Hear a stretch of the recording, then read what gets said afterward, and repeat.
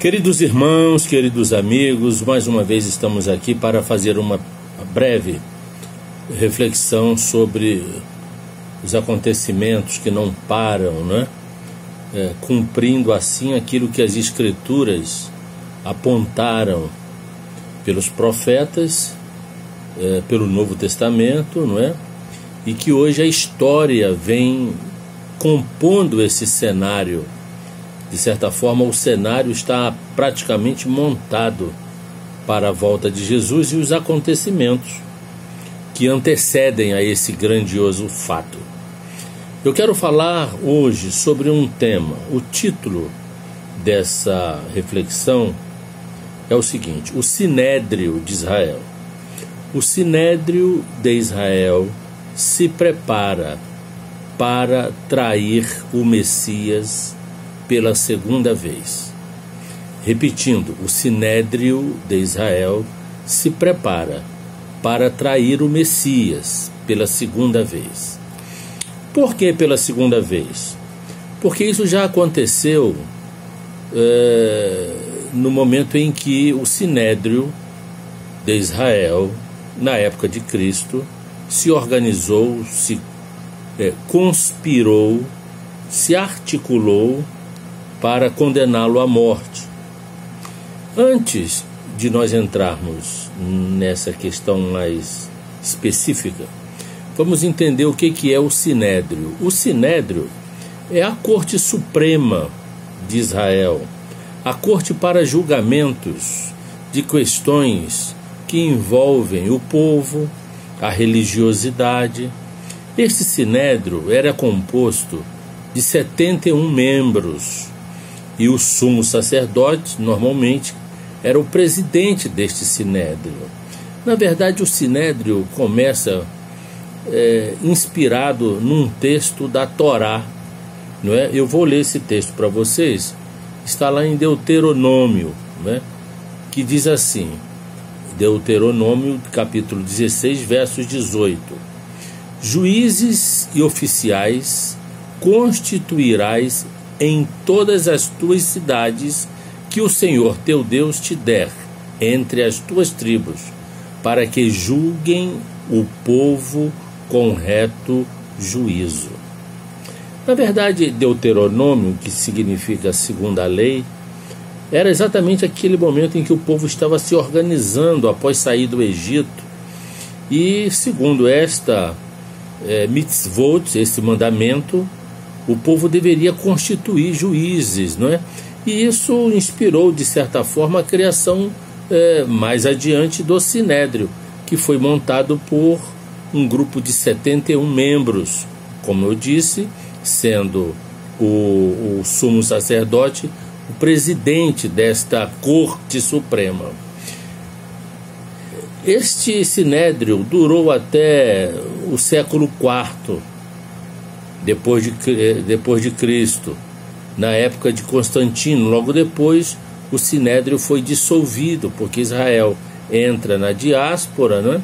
E realmente não tem mais sentido esse julgamento, porque o povo se espalhou por todo o planeta Terra. Depois, naturalmente, ao longo da história, várias vezes se tentou reconstruir o Sinédrio. O que aconteceu no ano de 2004, no dia 18 de outubro de 2004, se não me falha a memória. Em outubro de 2004, dia 14 de outubro de 2004, em Tiberíades, se reuniram os sábios, alguns levitas, os coéns, né, descendentes de Arão, sacerdotes, e formaram novamente o Sinédrio de Israel, que hoje está muito envolvido na construção do Templo de Salomão, ali em Israel, o terceiro templo. E por que eu disse no título que o Sinédrio mais uma vez vai trair o Messias? Você deve estar se perguntando, ora, o pastor Edinaldo fala tanto de Israel, não é? Mostrando que as profecias se cumprem na vida de Israel, e que o Messias é judeu e vai voltar para reinar sobre Israel e sobre as nações. O pastor fala que devemos orar, abençoar o povo de Israel, não é isso? E por que está dizendo que agora a sua suprema corte religiosa se prepara para atrair o Messias? Porque não sou eu que estou dizendo isso, são as Escrituras. Naturalmente, o processo da construção do terceiro templo e o que vai acontecer, aliás, os diretores do Instituto do Templo fazem parte do Sinédrio moderno de Israel, não é? Estão bastante ávidos para a construção do templo. Só ainda não aconteceu porque o local natural do templo é onde hoje está o Domo da Rocha, e vai haver alguma coisa, deve acontecer para que aquela construção venha a sair daquele lugar, para então a construção do terceiro templo seja efetivada. Eu creio, segundo as Escrituras, que isto vai acontecer. O que vai acontecer para o Domo da Rocha sair dali, eu não sei. Tudo pode acontecer, eu não vou especular. Mas o que acontece é que quando isto acontecer, o Sinédrio vai estar muito envolvido na construção do terceiro templo, e aí a grande mentira acerca do Messias brotará desses próprios religiosos judeus. Uma vez que eles já não reconhecem a messianidade do carpinteiro de Nazaré, o nosso amado Yeshua, eles não veem Yeshua como o Mashiach. Na linguagem transliterada, eles não veem Jesus como o Messias. Não veem até hoje, negam isso peremptoriamente, né? Às vezes até se antagonizam com relação a esta visão. E isto vai se tornar ainda mais grave quando eles reconhecerem outro Messias. Aí é como se fosse a traição ao verdadeiro Messias pela segunda vez. Porque o Sinédrio, na época de Cristo, se reuniu. Na verdade, alguns autores creem que houveram 3 reuniões. Até a última, na sexta-feira de manhã, com bastante representatividade do Sinédrio, quando foi definida, não é, a culpabilidade de Cristo por esses sábios religiosos. O Sinédrio é formado exatamente por teólogos, mestres da lei, na época por fariseus, não é, e por autoridades que, de certa forma, se articulavam para formar esta corte suprema para julgar as questões do povo de Israel. Na época, existiam 2 sumos sacerdotes, um de direito e outro de fato. O de fato era Anás, que já tinha sido destituído do sumo sacerdote por Roma. Mas Anás era aquela pessoa de muita influência e era muito respeitado pelos religiosos, pelos fariseus, pelos demais membros do Sinédrio. Então ele influenciava muito as decisões. A primeira reunião foi ele que fez para julgar a Cristo. E depois mandou para a casa de Caifás, que era de direito o sumo sacerdote, nomeado, não é, escolhido entre os seus pares, não é? Portanto, esses 2 homens foram os que articularam o julgamento de Jesus, que foi um julgamento atabalhoado, sem realmente falso, um julgamento falso, para lhe imputar, não é, pecados e contradições na lei, para levá-lo ao sacrifício. Esse texto está ali em Mateus, capítulo 26, verso 57. Diz assim, acompanhem comigo: e os que prenderam Jesus o levaram à casa de Caifás, o sumo sacerdote, onde havia reunido os escribas e os anciãos. Mas Pedro seguia de longe até o pátio do sumo sacerdote e, tendo entrado, assentou-se entre os serventuários para ver o fim, para ver os acontecimentos. Ora, os principais sacerdotes e todo o sinédrio procuravam algum testemunho falso contra Jesus, a fim de o condenarem à morte. E isto aconteceu, não é? Observe que estavam forjando provas, confrontando o ministério de Cristo e o que ele fazia com relação à lei, ao ponto, não é, de levarem a Pilatos e impuseram o sacrifício, quer dizer, a condenação do Senhor Jesus Cristo. Isto aconteceu na sua primeira vinda.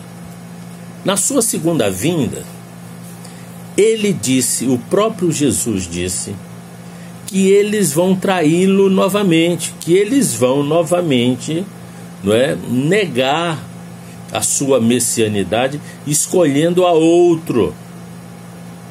Eu vou mostrar para vocês um texto que eu já separei aqui, de João. Olha, capítulo 5, versos 43. Olha o que o Senhor Jesus disse: eu vim em nome de meu Pai, e não me recebeis. Se outro vier em seu próprio nome, certamente o recebereis. Jesus já estava vaticinando, profetizando, que a sua primeira vinda,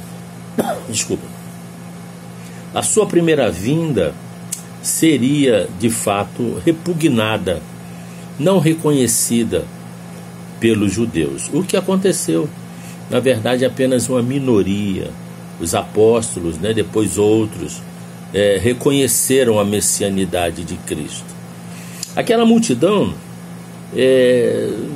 deu as costas para ele, o seguiam porque eu achava talvez belas suas palavras, achava alguma coisa diferente.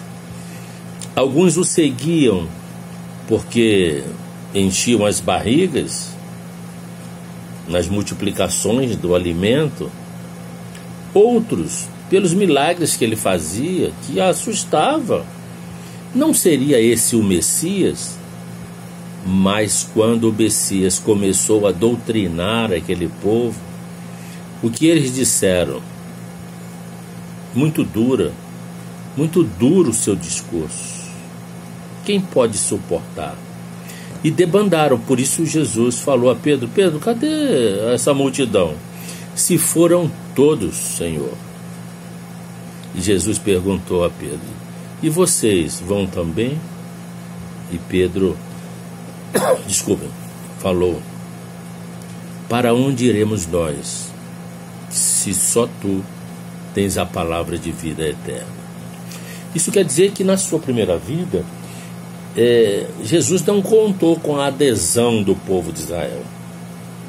Está lá em 1 João, no livro de João, capítulo 1, quando o evangelista diz: eis que ele veio para o que era seu. Jesus veio para Israel, mas os seus, que era o seu povo, ou seja, os seus conterrâneos, não o receberam. E daí os ramos naturais que Paulo cita em Romanos 11 foram quebrados do tronco original, que é Jesus. E outros que não eram ramos originais, que não eram os ramos verdadeiros, que eram judeus, foram enxertados. Quem são esses ramos que foram enxertados? Eu, você, nós que cremos que o Messias é o carpinteiro de Nazaré.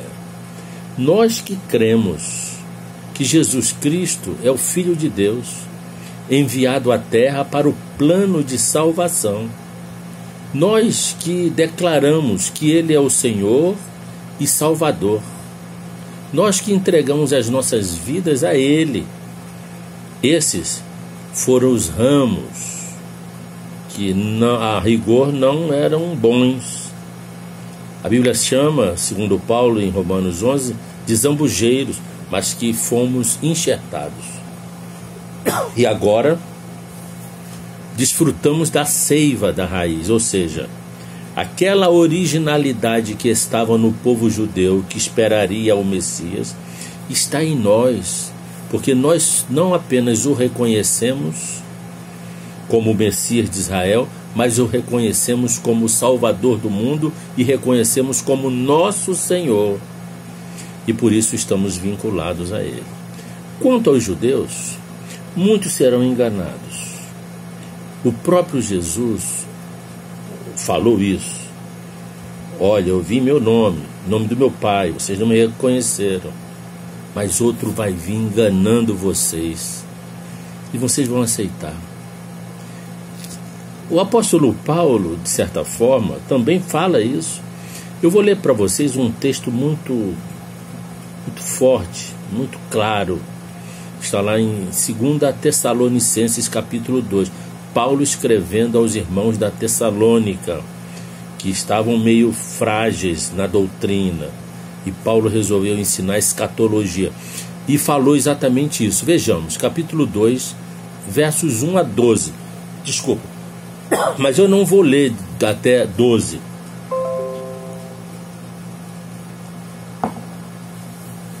Eu vou ler apenas alguns versículos. Irmãos, no que diz respeito à vinda do nosso Senhor Jesus Cristo e à nossa reunião com Ele, nós vos exortamos. Quer dizer, Paulo está dizendo, olha, com relação à segunda vinda de Cristo, com relação à volta de Jesus, a que não vos demoveis a vossa mente com facilidade, nem vos perturbeis, quer por espírito ou por palavra, quer por epístola, como procedesse de nós, supondo tenha chegado o dia do Senhor. Esse texto de Paulo vai acontecer com os judeus, a começar pelo Sinédrio. Eles vão julgar erradamente e vão apontar um Messias que não é o Messias, é o anti-Messias. E eles vão supor que tenha chegado ao dia do Senhor. Mas não é verdade. Eles vão estar equivocados. Não é? E tanto é que farão aliança com ele, como diz o profeta Daniel. Vamos dar um pulinho lá em Daniel? Vamos ver aqui o texto de Daniel, capítulo 9, 27. Diz assim, ele, esse anti-Messias, que a gente conhece como o anticristo, fará firme aliança com muitos de Israel. Por uma semana, na metade da semana, fará cessar o sacrifício e a oferta de manjares. Onde é que o sacrifício e as ofertas de manjares estarão sendo realizadas? No templo, que é o terceiro templo. Esse templo de Israel que está para ser edificado será o templo profanado pelo anticristo. Exatamente esse texto do profeta Daniel fala. Ele vai fazer cessar o sacrifício, porque os sacrifícios já começaram em Israel. Os judeus já estão sacrificando animais. E quando o templo for construído, esta prática vai ser rotineira. E ele, o anticristo, vai fazer cessar este sacrifício e as ofertas. E, na verdade, sobre as asas das abominações virá o assolador, o anticristo, até que a destruição que está determinada se derrame sobre ele. Vamos voltar lá em Tessalonicenses, para nós vermos o erro, o equívoco do Sinédrio, que vai levar muitos judeus ao equívoco e à mentira. Aí Paulo diz assim, ninguém de modo nenhum vos engane, porque isto não acontecerá sem que primeiro venha a apostasia e seja revelado o homem da iniquidade, o filho da perdição, que é o anti-Messias, que é o anticristo, o qual se opõe, se levanta contra tudo que se chama Deus ou é objeto de culto, a ponto de assentar-se no santuário de Deus, o templo, o terceiro templo que está para ser construído, ostentando-se como se fosse o próprio Deus. Aí vou lá para o versículo 9, diz assim: ora, o aparecimento do iníquo, do anticristo, é segundo a eficácia de Satanás, com todo o poder e sinais e prodígios da mentira, e com todo o engano de injustiça, os quais perecem, porque não acolheram o amor da verdade para serem salvos. Olha, o povo de Israel é extraordinariamente inteligente. Israel já ajuda o mundo, mas são radicais em não aceitar Jesus Cristo. Principalmente o segmento religioso, né? Quanto mais conhecedores das línguas originais, do hebraico e também da Torá, mais repudiam a Jesus. E é por este motivo, versículo 11, 2 Tessalonicenses, capítulo 2, é por esse motivo que Deus lhes manda a operação do erro para darem crédito à mentira, a fim de serem julgados todos quantos não deram crédito à verdade. Antes, pelo contrário, deleitaram-se com a injustiça. De quem? Do anticristo. E quem é a verdade? É o Cristo, que eles não aceitaram, não deram crédito ao Evangelho, não deram crédito ao carpinteiro. Irão dar o crédito a esse homem que já pode estar vivendo no planeta Terra, que será um grande líder, eloquente, que será um homem de armas, de guerra, será um capitão de guerra, não é? Será um homem que virá para guerrear, para vencer. Mas este homem, que é a mentira, Deus vai permitir, por isso que o próprio Deus manda a operação do erro, para aqueles que não creram em Cristo, creiam no anti-Messias, e por isso sejam julgados.